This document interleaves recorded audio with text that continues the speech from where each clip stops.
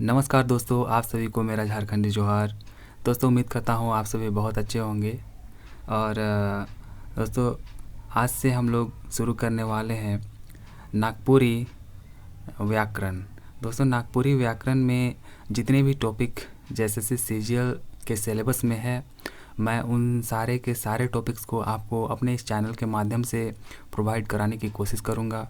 और दोस्तों, ये आप लोगों के लिए बहुत ही हेल्पफुल होगा। तो अगर आज आप पहली बार इस चैनल पर आ रहे हैं तो इसे ज़रूर सब्सक्राइब कर लीजिए और बेल आइकन को भी प्रेस कर लीजिएगा दोस्तों, ताकि आगे आने वाले वीडियोस की नोटिफिकेशन आपको मिले और आगे जब कभी भी मैं वीडियोस अपलोड करूं तो आप किसी भी वीडियो से ना चूकें। तो चलिए दोस्तों, आज से हम लोग शुरू करते हैं। संज्ञा आज मैंने एक टॉपिक लिया हुआ है, तो आज हम लोग इसी को देखेंगे।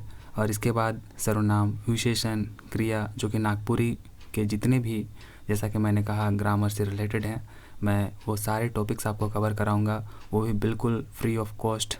आपको इस चैनल पर सारे के सारे जो टॉपिक्स हैं वो आपको उपलब्ध कराई जाएगी। तो दोस्तों, चलिए हम लोग इस टॉपिक को आज देखते हैं। तो देखिए दोस्तों, यहाँ पर जो हम लोग संज्ञा करने वाले हैं, आप लोगों में से बहुत सारे ऐसे होंगे लोग जो कि पहले हिंदी में ये ग्रामर्स किए हुए होंगे।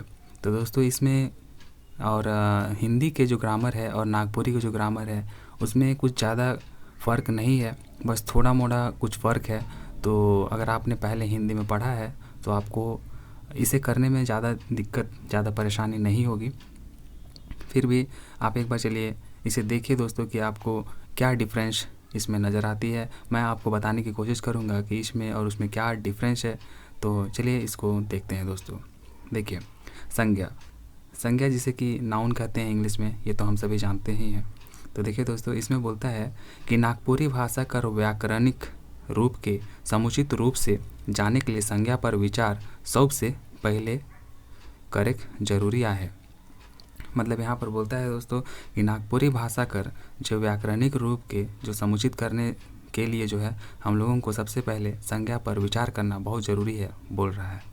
तो कोनोवे भाषा कर व्याकरणिक रूप कर तहे तह जाने के लिए संज्ञा कर बाबत बात करें जरूरी है। मतलब बोलता है कि कोई भी भाषा जानने के लिए संज्ञा के बारे में जानना, इसके बारे में बातें करना बहुत ही ज़रूरी है।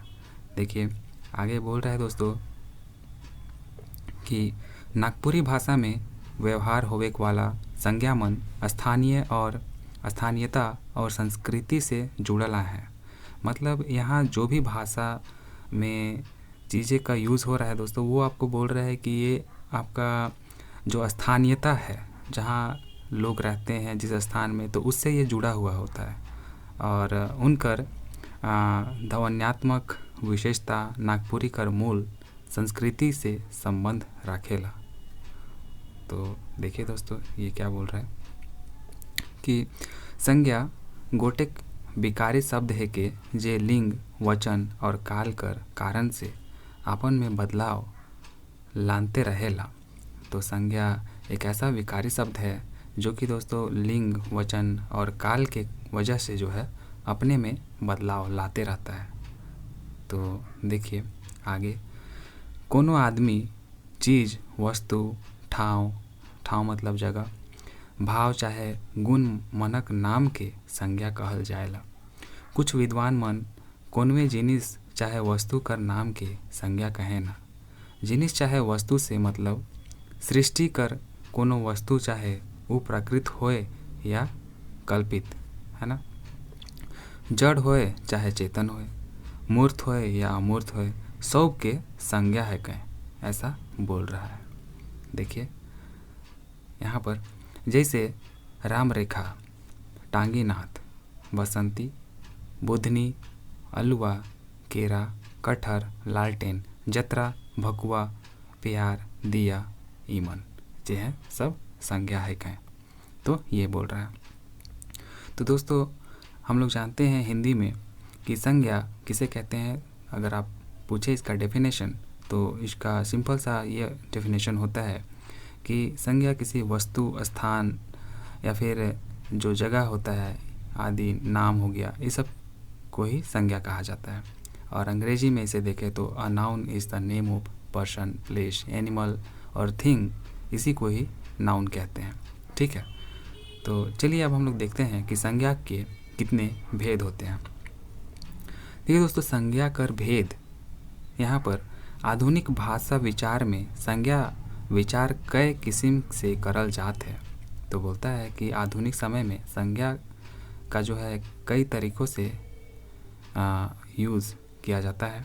तो देखिए यहाँ पर कुछ बातें बोली गई हैं, जैसे कि क अर्थ कर विचार से, ख गिनती चाहे रूप रचना कर विचार से, ग सजीव चाहे निर्जीव कर विचार से।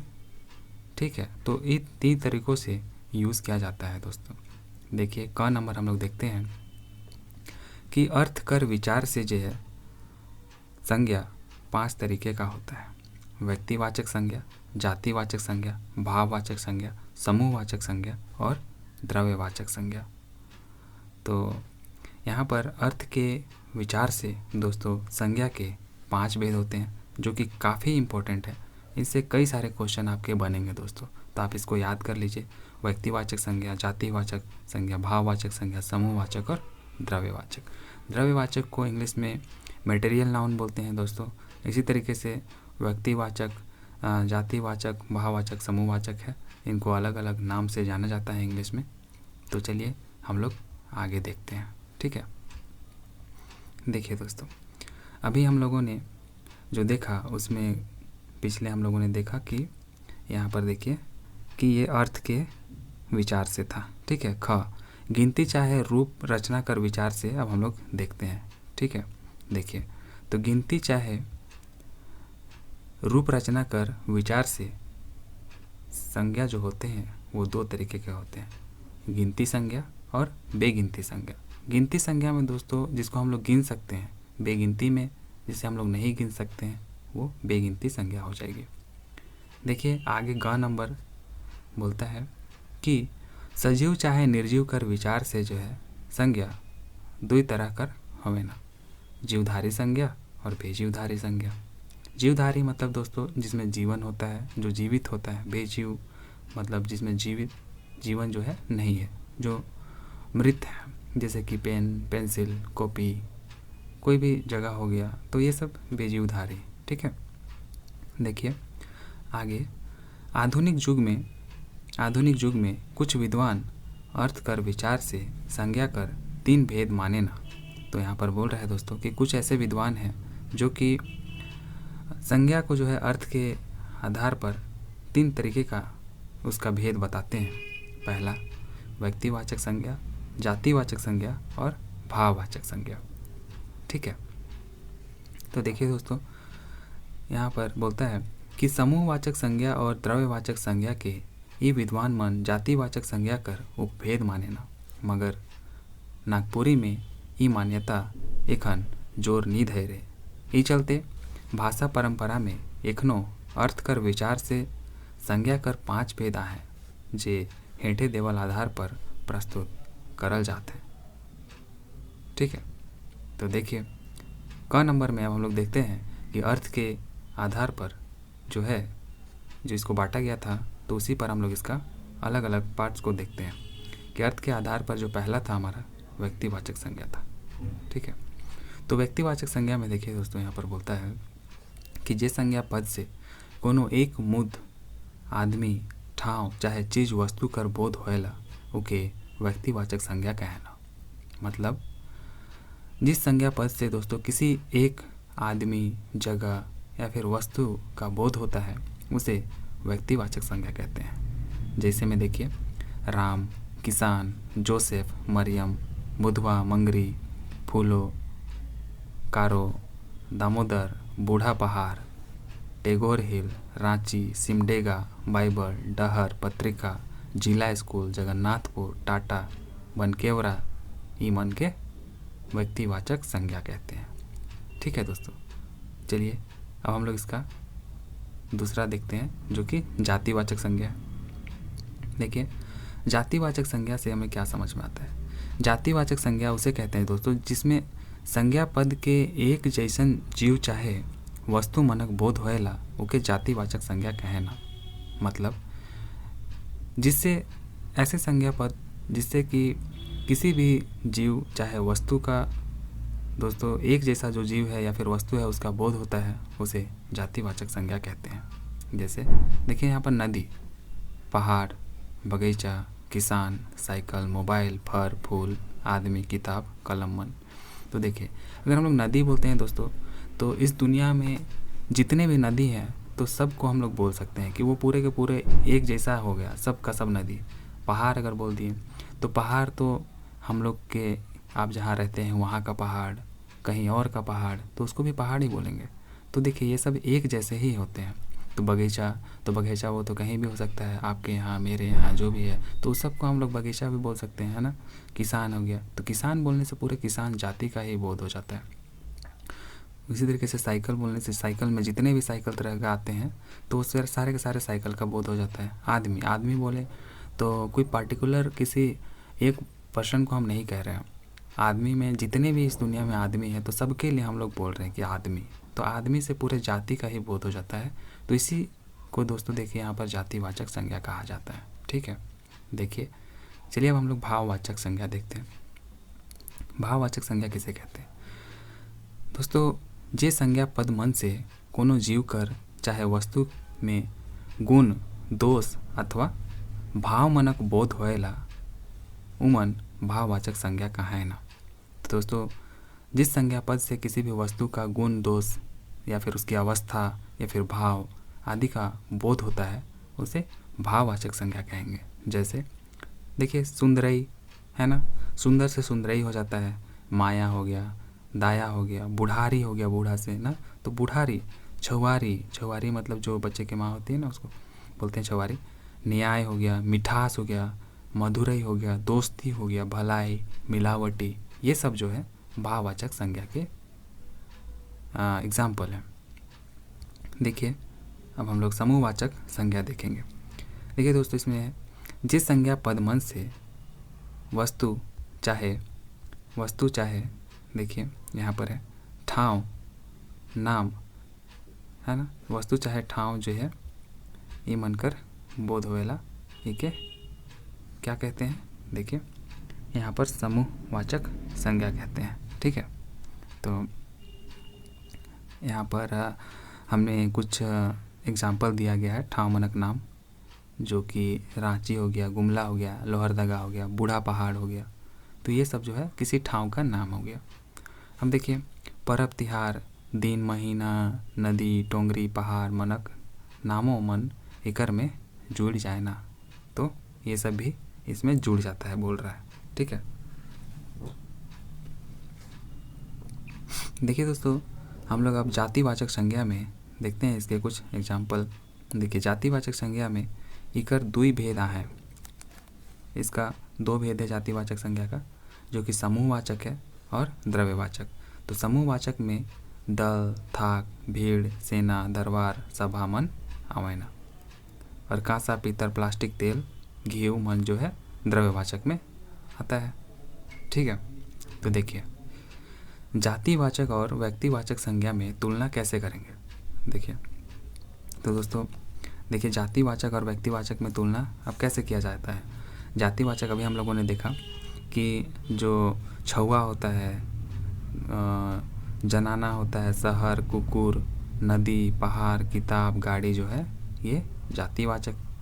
और वहीं व्यक्तिवाचक संज्ञा की देखिए बात करें हम लोग, तो इसमें लालू, मरियम, रांची, शेरू, दामोदर, डोम्बारी, कांटी, मारुति जो है ये सब आपका व्यक्तिवाचक में आ जाते हैं। ठीक है, जाति में दोस्तों आपने देखा था कि किसी एक का नाम लेने पर संपूर्ण जाति का ही बोध हो जाता है, उसे जातिवाचक संज्ञा कहते थे। लेकिन व्यक्तिवाचक जिसे कि हम लोग पर्सनल नाउन भी कहते हैं, तो देखिए इसमें लालू बोल रहे हैं तो किसी एक व्यक्ति का ही नाम होगा लालू। रांची कोई एक जगह ही है, रांची तो कहीं और होगा नहीं, है ना। कराची होगा, वो पाकिस्तान में है, लेकिन वो रांची नहीं है।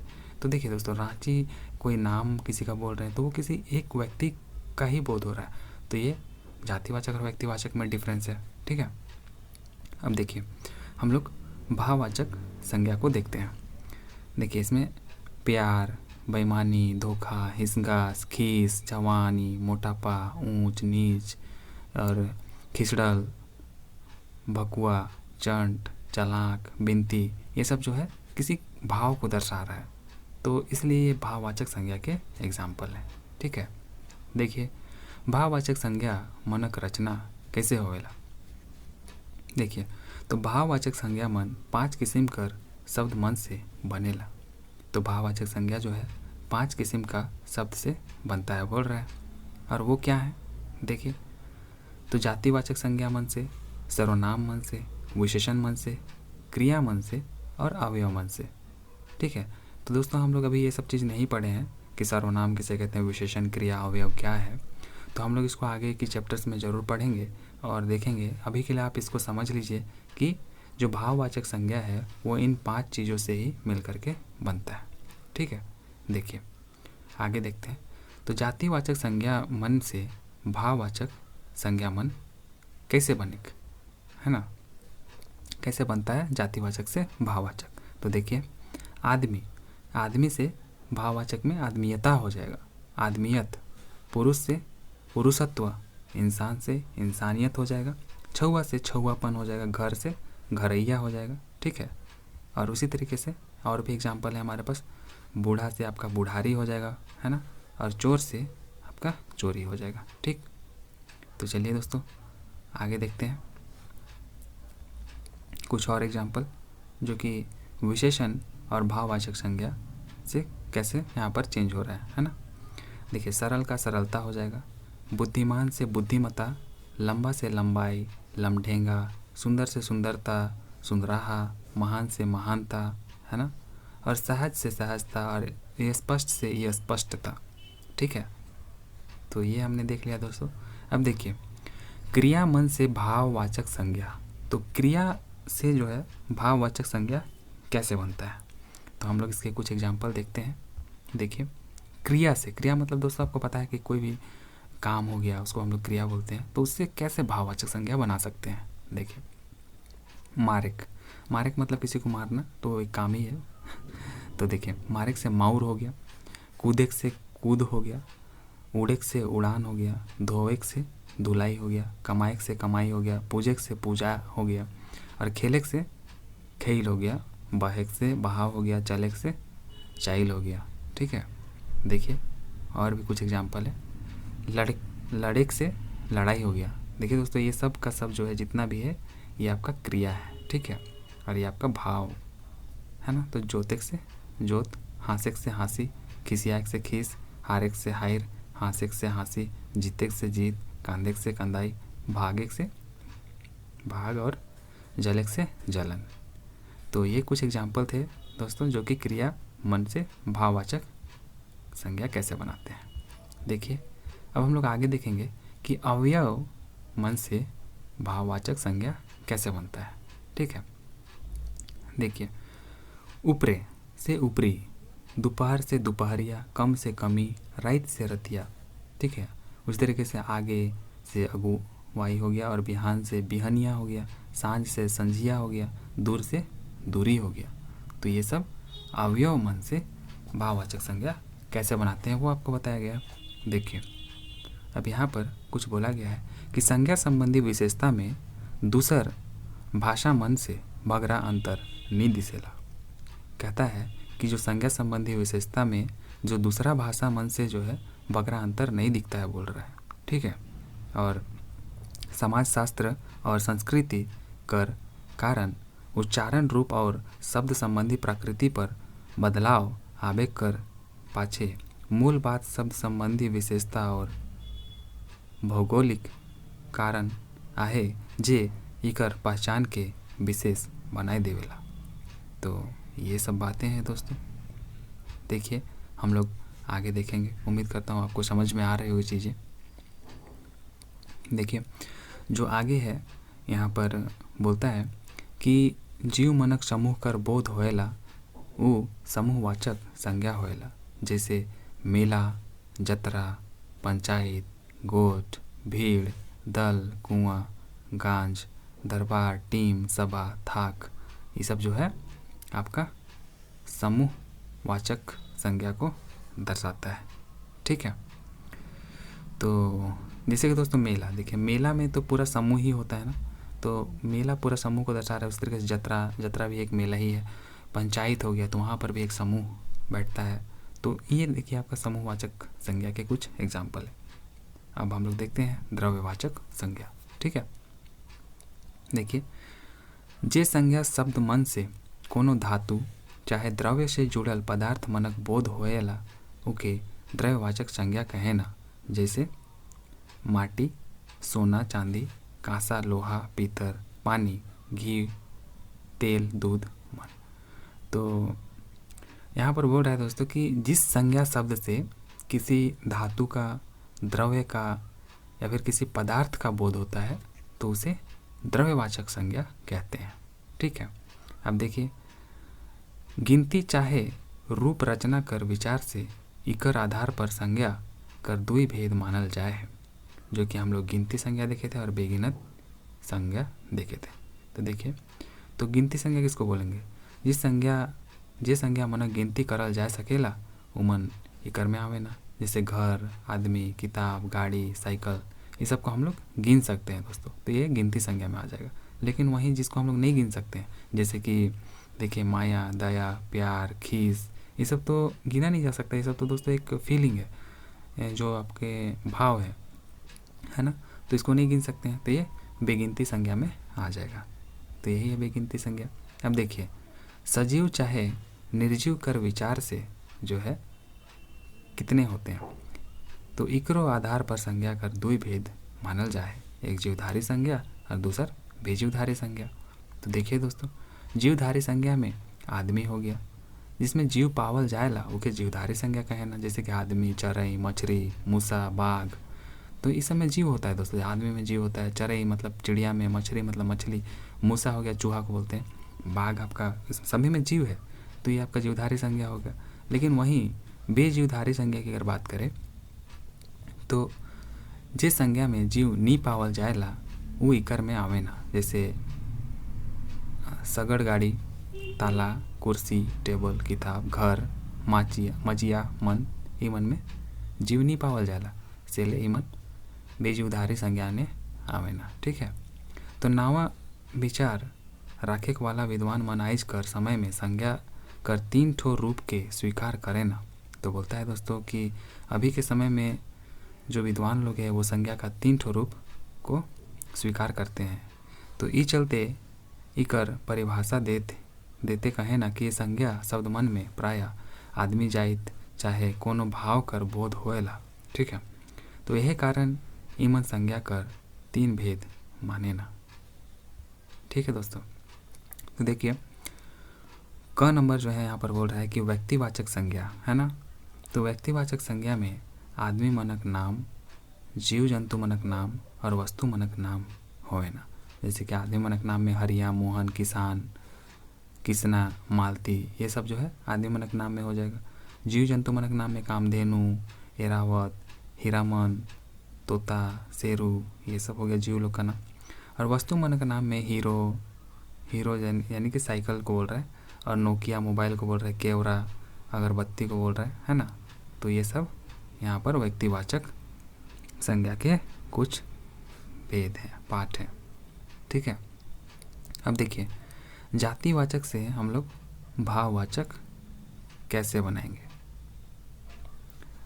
तो जातिवाचक से भाववाचक दोस्तों यहाँ पर कुछ और एग्जाम्पल जो हम लोगों ने पीछे देखा था उसका है। जैसे कि मर्द का मर्दानगी, डॉक्टर का डॉक्टरी, मानव का मानवता, जवान का जवानी, राष्ट्र का राष्ट्रीयता, ठग का ठगी, सज्जन से सज्जनता हो जाएगा, दोस्त से दोस्ती हो जाएगा, नेक से नेकी हो जाएगा, नर से नरत्व, सुंदर से सुंदरता, नारी से नारीत्व हो जाएगा। ठीक है। और उसी तरीके से मित्र से मित्रता, नेता से नेतृत्व, है ना, बंधु से बंधुत्व, प्रभु से प्रभुता। तो इस तरीके की चेंज इसमें आ जाएगी, है ना, भाववाचक संज्ञा में जो हम लोग कन्वर्ट करेंगे। देखिए, सर्वनाम से भाववाचक संज्ञा कैसे दोस्तों, देखिए हम लोगों ने जब भाववाचक संज्ञा पढ़ा था तो उसी का कुछ एग्जाम्पल यहाँ पर और भी है कि हम लोग सर्वनाम मन से जो है भाववाचक संज्ञा कैसे देखेंगे, है ना। देखिए, अपन से अपनापन, निज से निजता, पराया से परायापन, मम से ममता। और उसी तरीके से विशेषण मन से कैसे बनाएंगे भाववाचक, तो अमर से, अमर एक विशेषण है तो इससे अमरत्व हो जाएगा, अमरता हो जाएगा, लोभ से लोभ हो जाएगा, अच्छा से अच्छाई हो जाएगा, मलिन से मलिनता हो जाएगा, ऊंचा से ऊंचाई, मधुर मधुरता, हार से हरा से हरियर। ठीक है, तो देखिए मीठा से मिठास, लाल से लालिमा, वीर से वीरता, स्वामी स्वामित्व, सज्जन से सज्जनता और नीच से नीचता हो जाएगा। तो दोस्तों हम लोग